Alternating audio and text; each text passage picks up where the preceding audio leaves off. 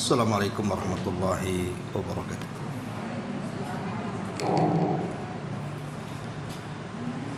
Bismillah wassalatu wassalamu ala rasulillah wa ala alihi wa sahbihi wa mawalah wa la hawla wa la quwata illa billahi wa ba'du. Alhamdulillah, di siang ini kembali kita duduk untuk berthalabul ilmi, dan kita masih melanjutkan kajian Siratul Mustafa, sirah manusia pilihan Allah Subhanahu wa taala, Nabi besar Muhammad sallallahu alaihi wasallam. Dan kita masuk pada bab tentang menawarkan Islam kepada kabilah-kabilah dan individu. Bab ini menjelaskan kepada kita tentang semangat Nabi sallallahu alaihi wasallam di dalam menyebarkan syariat Islam. Dan kita tahu bagaimana perjuangan Nabi sallallahu alaihi wasallam tentunya untuk kita umatnya, di mana beliau tidak pernah mengenal lelah di dalam menyampaikan dakwah, supaya risalah Allah Subhanahu wa taala tersebar di jazirah Arab secara khusus dan umumnya ke seantero dunia. Salah satunya adalah ketika di masa-masa sulit Nabi. Kemarin kita sudah menjelaskan bagaimana Nabi SAW menghadapi masa sulit ketika dakwah ke Taif. Kemudian ketika masuk lagi ke Mekah, makin dipersulit lagi, sehingga Nabi SAW hanya berharap dari kabilah-kabilah luar. Saat musim haji, Rasul ingin menawarkan kepada mereka tentang Islam, karena penduduk Mekah sendiri sudah enggan dengan dakwah Nabi. Makanya di musim haji, Nabi SAW kemudian menghadapi banyak kabilah yang datang dari luar, sebanyak 26 kabilah. Rasul berusaha untuk mendakwah Islam kepada mereka. Dan tentunya juga kabilah-kabilah ini ketika mendengar dakwah Nabi SAW, reaksinya macam-macam. Ada yang kemudian langsung menolak, ada yang kemudian hendak memanfaatkan, ada yang menerima, pokoknya macam-macam, ya. Dan ini menunjukkan tentang semangatnya dakwah yang diajarkan Nabi SAW kepada kita, bahwa dakwah ilallah, berdakwah kepada Allah Subhanahu wa taala itu jangan pernah kenal lelah. Karena itu tanggung jawab saya, ibu dan siapapun yang memeluk Islam itu bertanggung jawab untuk mendakwahkan dakwah Islam, minimalnya ke lingkup keluarga, tetangga dan yang sekitarnya. Baik, kita akan baca dulu perkataan beliau di sini. Jadi pada bulan Dzulqa'dah tahun ke-10 kenabian, bertepatan dengan akhir bulan Juni atau permulaan bulan Juli tahun 619 Masehi, Rasulullah SAW kembali ke Mekah untuk memulai lagi menawarkan Islam kepada kabilah-kabilah dan individu. Ketika semakin dekat kedatangan musim haji, maka orang-orang datang ke Mekah tentu akan semakin banyak, karena haji itu panggilan masalahnya. baik dengan berjalan kaki maupun berkendaraan unta. dari seluruh penjuru yang jauh guna melaksanakan ibadah haji dan menyaksikan berbagai manfaat bagi mereka, serta menyebut nama Allah pada hari yang telah ditentukan. Lah Rasul sallallahu alaihi wasallam menggunakan kesempatan baik ini untuk mendatangi kabilah-kabilah demi menawarkan Islam kepada mereka, serta mengajak mereka untuk memeluk Islam sebagaimana yang pernah beliau lakukan semenjak tahun keempat kenabian, ketika mulai terang-terangan tentunya. Pada tahun ke-10 ini beliau memulai meminta kepada mereka agar menampung, menolong, serta melindunginya sehingga beliau dapat menyampaikan wahyu. Jadi maksudnya Nabi SAW ketika ditolak oleh penduduk Mekah dan juga penduduk Taif, bahkan berbagai macam ancaman itu sudah ada, mulai dari menyakiti sampai pembunuhan, maka Nabi SAW meminta kepada kabilah-kabilah itu untuk melindunginya supaya dia bisa berdakwah. Tadi saya sebut ada sekitar 26 kabilah yang ditawarkan Islam, tetapi respon masing-masing kabilah ini macam-macam. Kemudian kata beliau, Al-Imam Az-Zuhri mengatakan, di antara kabilah-kabilah yang disebutkan yang pernah Nabi SAW kunjungi dan beliau dakwahi serta beliau tawarkan Islam kepada mereka, di antaranya Bani Amir Ibn Sa'sa'ah, kemudian juga Muhairib bin Kasyafah, kemudian kabilah Fazarah, Ghassan, Murrah, Hanifah, Sulaim, Abs, Bani Nasr, Bani Al-Bakka, kabilah Kindah, kabilah Kalab, kabilah Al-Haris bin Ka'ab, kabilah Uzrah bin Khadramiyah. Kemudian kata Imam Zuhri, namun tidak satu pun dari mereka yang merespon. Lihat bagaimana usaha Nabi mendatangi sebanyak ini kabilah, tetapi tidak ada respon sama sekali. Dan itu risiko dakwah, Bu, ya. Jadi tidak semua dakwah itu harus direspon. Terkadang ada orang-orang yang kita ajak untuk melakukan kebaikan atau kembali kepada sunnah Nabi SAW, kembali ke dalam tauhid. Terkadang ada yang mengabaikan. Dari keluarga kita saja kadang-kadang gak peduli, bahkan gak didengar ucapan kita. Dan itu diantara risiko dakwah. Risiko dakwah terkadang tidak ada respon dari orang yang kita dakwai, dan kita harus sabar. Karena Rasulullah SAW juga mengalami perkara seperti ini. Tidak perlu kecil hati. Kemudian kata pengarang, penawaran Islam kepada kabilah-kabilah yang disebut oleh Imam Zuhri ini tidak dilakukan dalam tahun yang sama atau musim yang sama, akan tetapi terjadi antara tahun keempat kenabian hingga akhir musim haji sebelum peristiwa hijrah. Dari sini kita tahu bahwa Nabi SAW memang tidak berdiam diri. Dia terus gitu ya mengajak manusia kepada Allah Subhanahu wa taala tanpa henti setiap harinya. Namun menyebutkan persisnya penawaran Islam kepada satu kabilah pada tahun tertentu tidaklah memungkinkan. Akan tetapi yang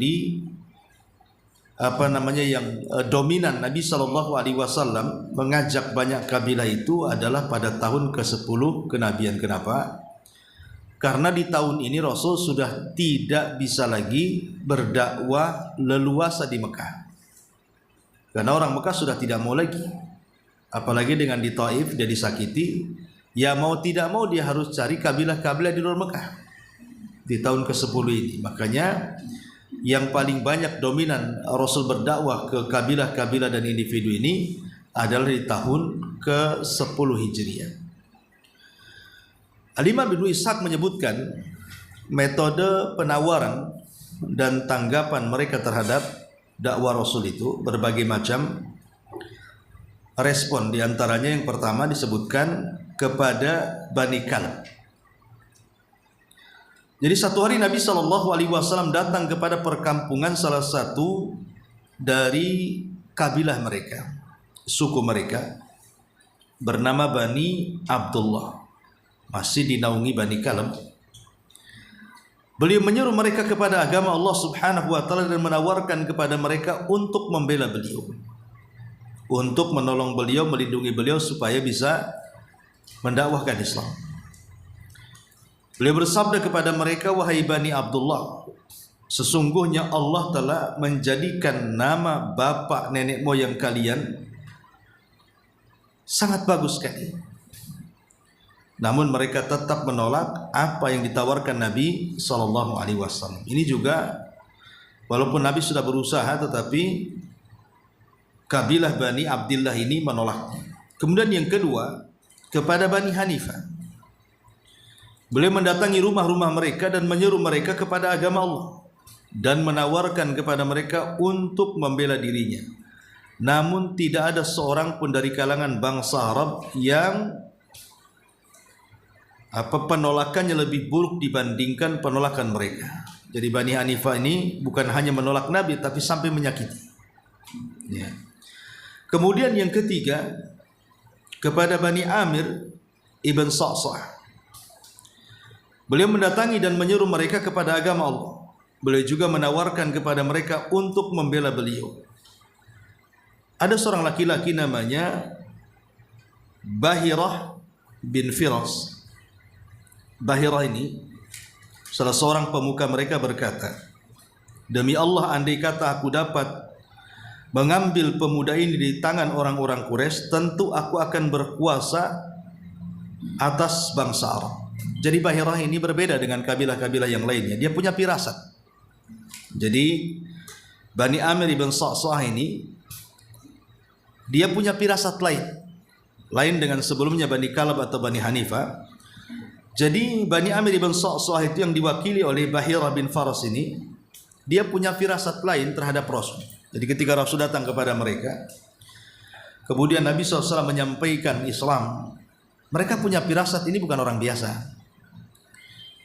Ini orang yang akan menguasai bangsa Arab. Dilihat dari raut dan ucapannya.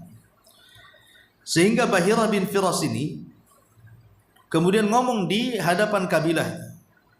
Dia mengatakan kalau kita bisa rebut orang ini untuk menjadi pemimpin kita, maka kita akan berkuasa di tengah-tengah Arab lewat dia, katanya. Jadi dia pemikirannya politik ini, Bahirah bin Firas ini. Jadi akhirnya dia coba berdialog dengan Nabi SAW, melakukan tawar-menawar. Apa tawar-menawarnya? Kata Bahirah ini, dia mengatakan, apa pendapatmu jikalau kami membaiat kepadamu wahai Muhammad untuk mendukung agamamu, kemudian Allah memenangkan dirimu dalam menghadapi orang-orang yang menentangmu, apakah kami mendapatkan kedudukan sepeninggalmu? Taruhlah seandainya kami lindungi engkau wahai Muhammad, kemudian kami akan menyerang semua orang yang memusuhimu, sehingga engkau menjadi puncak kekuasaan di tanah Arab ini. Tapi masalahnya, seandainya engkau meninggal dunia, apakah kekuasaanmu akan diwariskan kepada kami? Jadi orang ini berpikir kekuasaan. Maka Nabi SAW bukan orang biasa, Rasul orang cerdas. Karena inti daripada dakwah Nabi SAW bukan berpolitik. Karena hal itu pernah ditawarkan juga oleh pembesar Quraisy kan gitu.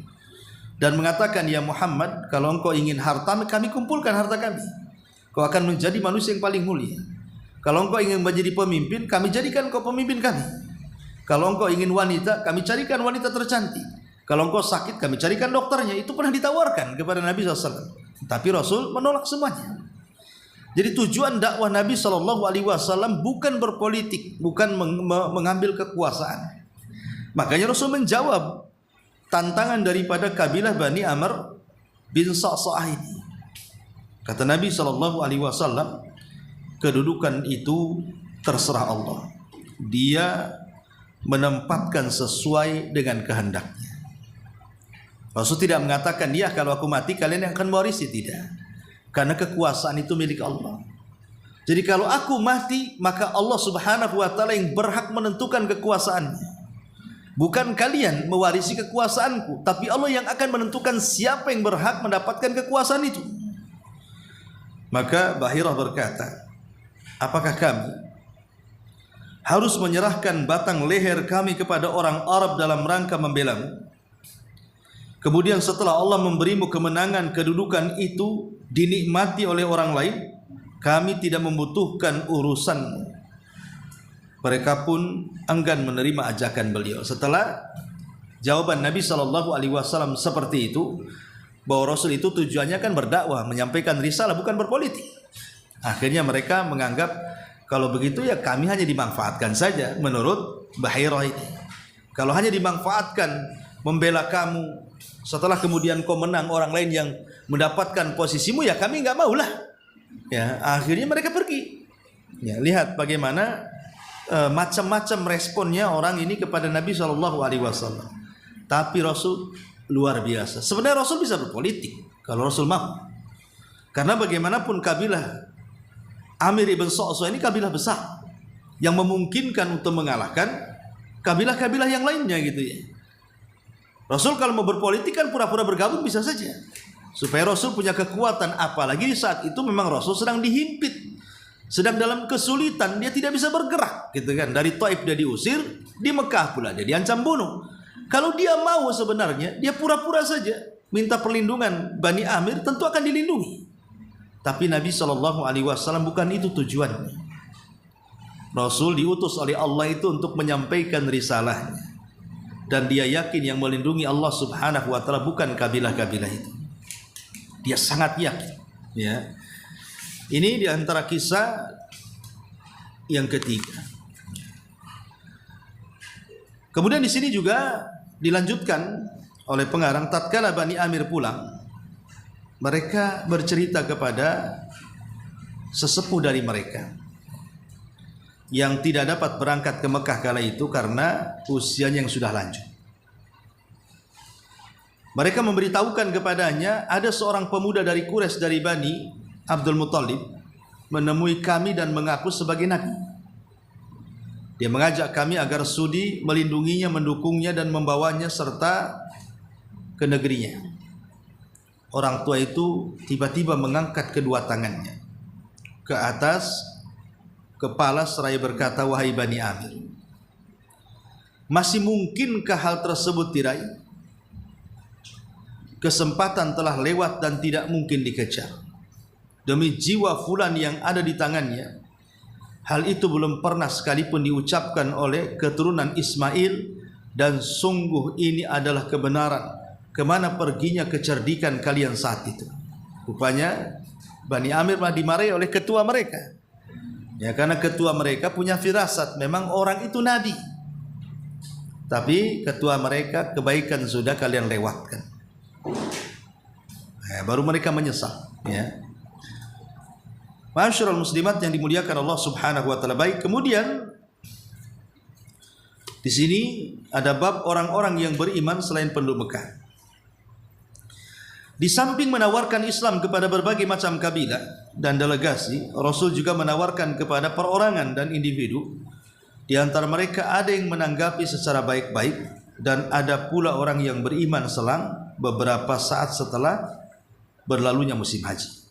Di antara mereka adalah satu Suwaid bin Samit. Suwaid bin Samit. Suwaid bin Samit ini dijelaskan dia seorang penyair yang cerdas. Salah seorang penduduk Yathrib. Yathrib itu maksudnya Madinah. Dia dijuluki Al-Kamil, yang sempurna, oleh kaumnya. Julukan ini diberikan karena faktor warna kulitnya, keindahan syairnya, kebangsawanannya dan juga nasabnya. Jadi memang komplit dia. Orangnya ganteng, orangnya bangsawan, keturunan orang mulia, dan syairnya juga terkemuka. Lah dia datang ke Mekah untuk melaksanakan ibadah haji dan umrah. Lalu Rasul sallallahu alaihi wasallam mengajak masuk Islam. Beliau berkata, sepertinya apa yang ada padamu sama dengan apa yang ada padaku. Ada kecocokan. Lalu Nabi sallallahu alaihi wasallam berkata kepadanya, apa yang ada padamu? Dia menjawab, hikmah Luqman. Hikmah Luqman. Jadi dia suka mempelajari ucapan-ucapan Luqman Al-Hakim, Suhail ibn Samit ini. Jadi suka membaca kitab-kitab dulu yang berisikan tentang wejangan-wejangan seorang Luqman yang berwejang kepada putranya. Dan itu juga dicantumkan dalam Quran, dalam surah Luqman kan itu. Beliau berkata lagi, bacakan kepadaku. Dia pun membacakan. Maka Nabi SAW berkata, sesungguhnya ucapan itu indah, akan tetapi apa yang aku bawa lebih baik daripada ini. Ia adalah Al-Quran yang diturunkan Allah kepadaku. Ia adalah petunjuk dan cahaya. Kemudian beliau membacakan ayat-ayat Al-Quran kepadanya dan mengajaknya untuk masuk Islam. Akhirnya dia pun menerimanya dan belakangan masuk Islam. Bahkan dia sempat bicara, sesungguhnya ini memang benar lebih indah. Maksudnya Al-Quran dibandingkan hikmah-hikmah Luqman yang ia hafal.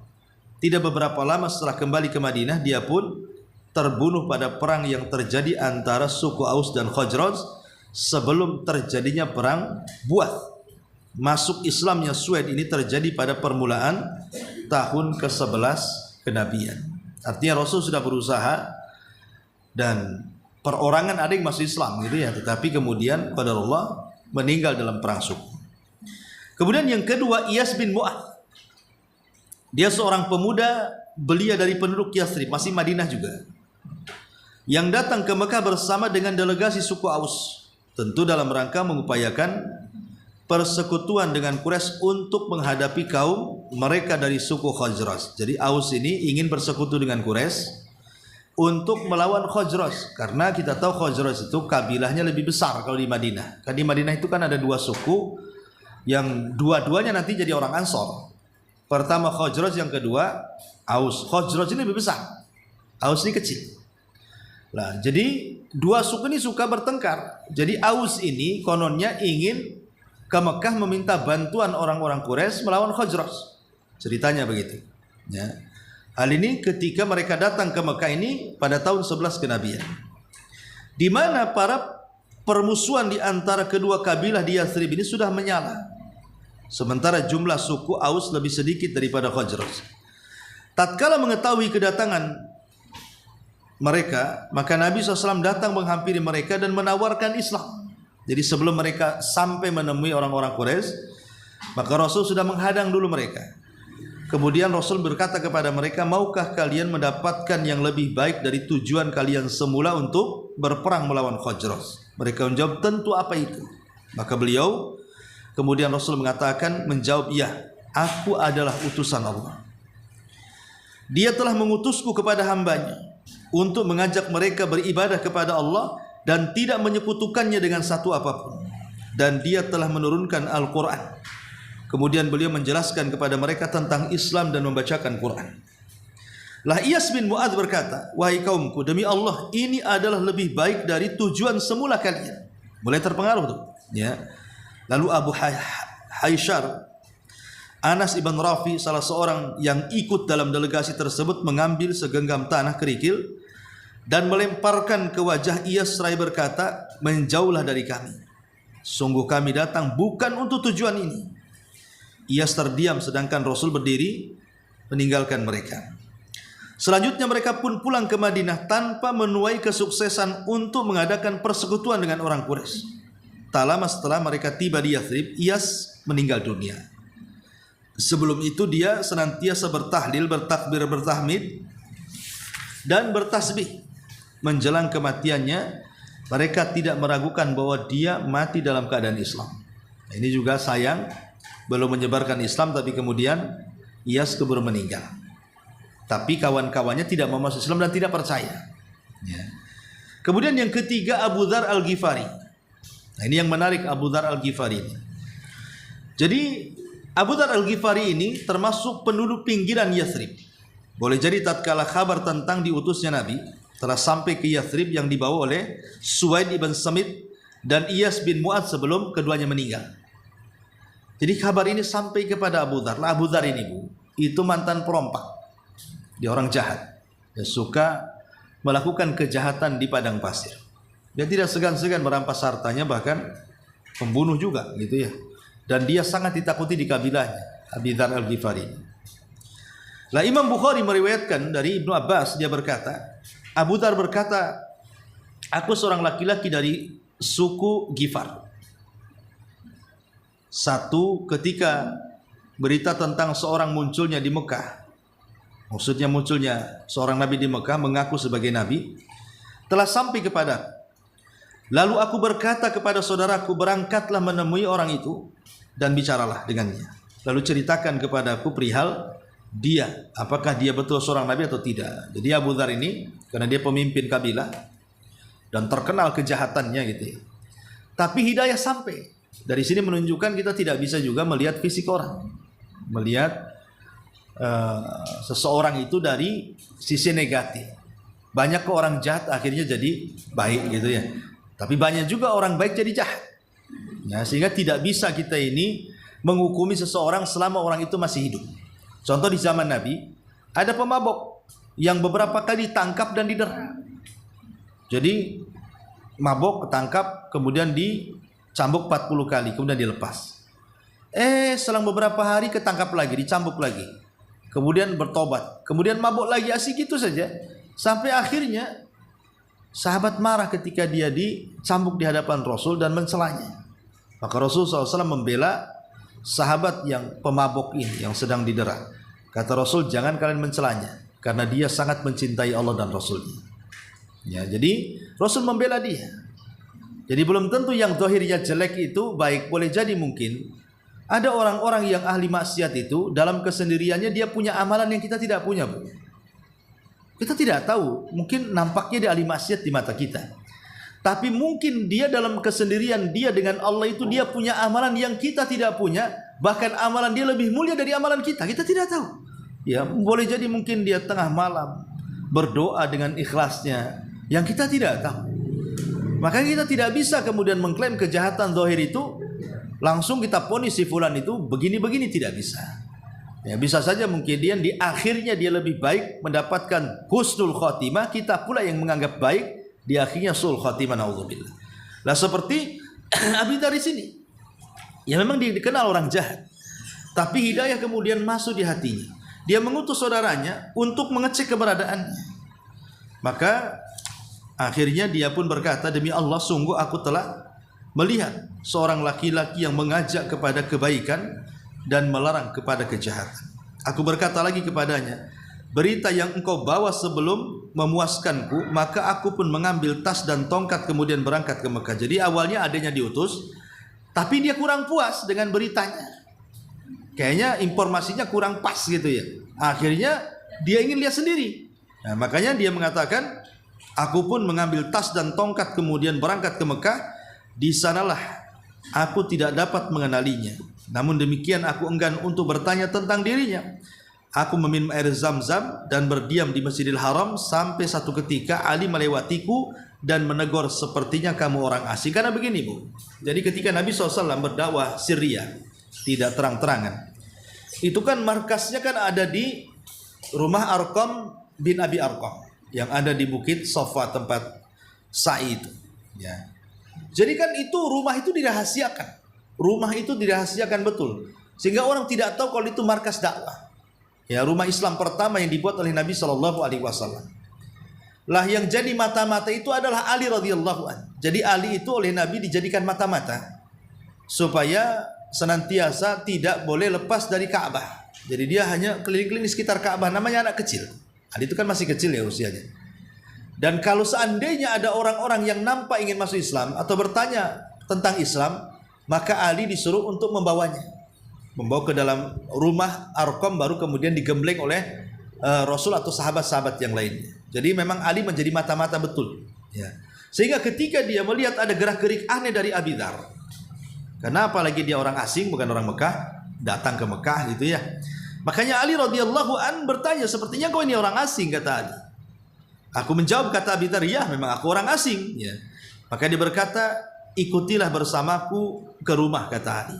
Maka aku pun ikut bersamanya, namun dia tidak bertanya sepatah kata pun kepadaku selama dalam perjalanan. Demikian pula aku tidak bertanya kepadanya dan tidak pula memberitahukan perihal diriku. Jadi sebenarnya tidak tahu ini, ya apakah mau masuk Islam atau apa. Pokoknya nampaknya orang asing, main geret aja sama Ali itu ya. Ya. Jadi keesokan harinya aku datang ke Masjidil Haram untuk bertanya kepada orang-orang tentang Rasulullah. Akan tapi tidak ada seorang pun memberitahukan kepadaku tentang dirinya. Lalu Ali kembali melewatiku seraya berkata, apakah kamu masih ingat tempat singgahmu? Aku menjawab tidak. Dia berkata, kalau begitu ikutilah bersamaku. Maka Abu Dzar melanjutkan, dia berkata kepadaku, ada apa sebenarnya dengan dirimu? Apa maksud kedatanganmu ke negeri ini? Maka Abi Dzar mengatakan, jika engkau mau merahasiakannya maka aku akan jelaskan. Kata Ali, siap, aku akan rahasiakan. Kemudian Abu Dzar menceritakan tentang bahwa dia mendengar seorang nabi di Mekah dan saya sudah utus adik saya, akhirnya saya penasaran dan begitu seterusnya. Lah dari situ Ali tahu bahwa orang ini penasaran dengan Islam dan ingin masuk Islam. Makanya kemudian oleh Ali radhiyallahu an baru dibawa ke rumah Arqam. Karena kan kalau dia nggak tahu kan nggak berani dia, paling dibawa ke rumah dia dulu. Nah, tanya dulu apa maksudnya. Sebab kalau seandainya langsung dibawa ke rumah Arqam nanti ketahuan gitu ya. Dan itu kecerdasan Ali radhiyallahu anhu menutupi Arqam bin Abi Arqam untuk menyelamatkan dia dan markas Islamnya. Nah, lah Ali kemudian berkata kepadanya, kalau begitu kamu sudah menemukan ajaran yang benar. Sekarang aku sedang menunjukkan ke arahnya. Karena itu masuklah di mana aku masuk. Karena sesungguhnya bila aku melihat seseorang yang aku khawatirkan akan mencelakaimu, aku akan minggir ke tembok seolah tengah memperbaiki sandalku. Sedangkan kamu teruslah berjalan. Dia pun berlalu dan aku ikut bersamanya hingga dia memasuki rumah. Aku masuk bersamanya menghadap Nabi, lalu aku berkata kepada beliau, jelaskan kepadaku tentang Islam. Lalu beliau menjelaskannya, maka seketika itu juga aku masuk Islam. Beliau berkata kepadaku, wahai Abi Dzar, rahasiakanlah urusan ini dan kembalilah ke kampung halamanmu. Bila mana engkau telah mendengar kemenangan kami, maka datanglah kembali. Lah dari sini Abu Dzar memang habis itu pulang dan menyembunyikan Islam. Ya, jadi hanya tidak mau menyebarkan Islam, cukup dia dan keluarganya saja. Baru setelah Rasul hijrah dari Mekah ke Madinah dia gabung. Ya, intinya seperti itu Abi Dzar Al-Ghifari, dan ini hidayah yang Allah Subhanahu wa taala berikan kepada Abi Dzar Al-Ghifari dari orang yang dikenal kejahatannya tapi mendapatkan hidayah kemudian memeluk Islam dan menjadi orang yang paling baik Islam. Banyak hadis-hadis Nabi SAW yang sampai kepada kita lewat Abi Dzar Al-Ghifari radhiyallahu anhu. Ya. Kemudian yang keempat, Tufail ibn Amr ad-Dawsi. Tufail ibn Amr ad-Dawsi, secara singkat saja, nggak usah kita baca kelamaan. Jadi Tufail ibn Amr ad-Dawsi ini dia kan dari kabilah Daus, dari Yaman. Ya. Dia datang ke Mekah. Tufail ini ingin umroh sebenarnya awalnya. Tufail ini. Tetapi kemudian dia pun entah kenapa kabilah Arab ini, suku Quraisy ini mengatakan kepada Tufail supaya jangan mendengar seseorang yang di sini ucapannya seperti sihir. Kalau kau ingin umroh, ambil kapas letakkan di telingamu katanya. Jadi sama pembesar Quraisy, orang-orang Quraisy itu disuruh, kalau kamu tidak menutup telingamu maka engkau akan mendengar orang yang ucapannya seperti sihir. Maksudnya Rasulullah kan itu. Akhirnya dia umroh, kapasnya dimasukkan ke telinga dua-duanya sambil tawaf itu. Tapi tidak sadar tiba-tiba dia melihat Nabi SAW sedang sholat. Kemudian dia berpikir, kata Tufail, saya ini orang cerdas. Kalau yang diucapkan orang itu benar, apa salahnya? Kalau yang diucapkan dia salah, aku kan bisa menilainya. Dia akhirnya dibukalah itu kapasnya. Kemudian didekatilah Rasul sedang sholat. Ketika didengar, apa yang salah dari dia? Ya, makanya kemudian dia coba mendekati Nabi SAW. Kemudian Rasul mengajak dialog. Tiba-tiba kemudian dia pun masuk Islam. Intinya seperti itu. Lah, Tufail ini banyak jasanya karena salah satu yang Islam di tangan dia siapa? Abu Hurairah. Abu Hurairah itu masuk Islam di tangan Tufail ibn Amr ad-Dawsi. Dia orang Daus. Ya. Jadi satu hari Abu Tufail ini kan pulang ke kampungnya. Dia mendakwahkan Islam tapi tidak diterima oleh kaumnya. Sehingga dia balik lagi ke Madinah menemui Nabi SAW dan mengatakan, ya Rasulullah, aku sudah berusaha mendakwai kaumku tapi mereka menolak. Bisa enggak engkau berdoa kepada Allah untuk memberikan kuasanya kepadaku agar aku bisa memberikan hidayah kepada kaum. Akhirnya kemudian Rasul mengatakan, pergilah. Nanti Allah Subhanahu wa taala akan kirim kebesarannya kepadamu. Dan itu mukjizat Rasul dan karomah bagi Tufail. Akhirnya Tufail pulang ke Daus, rupanya di tengah jalan obornya mati. Ya. Entah kenapa tiba-tiba setelah obornya mati, tiba-tiba tangannya bercahaya. Jadi kayak pegang senter gitu ya. Jadi dia takut, dia mengatakan, ya Allah, kalau engkau tidak hilangkan cahaya atau kau pindahkan ke tempat lain, maka kaumku akan terfitnah. Akhirnya tangan yang menyala tiba-tiba redup, pindah pula di jidatnya di sini. Ya orang cari kodok tuh Bu, kan ada tuh, ya lampu kodok tuh kan. Ya. Jadi dia mengatakan, ya Allah, ini lebih bisa membuat kaumku terfitnah. Sebaiknya kau pindahkan tempat lain. Akhirnya Allah pindahkan ke mulutnya, kalau ngomong berkilau-kilau. Tufail ini. Lah sejak itulah kaumnya takjub dengan Tufail. Akhirnya semua masuk Islam satu Daus itu. Lah salah satunya Abu Hurairah. Ya, salah satunya Abu Hurairah yang kemudian masuk Islam di tangan Tufail ibn Amr ad-Dausi rahimahullahu taala. Ya, wallahu alam. Dan di sini juga ada Dimah al-Azdi, ibu baca sendiri. Kemudian ada enam beberapa sahabat dari Yathrib, ada 6 sahabat yang memulai masuk Islam. Ya, kemudian terjadilah nanti namanya Bai'at Aqabah yang pertama dan Bai'at Aqabah yang kedua. Insyaallah ini panjang pembahasannya. Nantilah kita lanjutkan minggu depan. Taib, sampai di sini. Kalau ada yang mau bertanya silakan.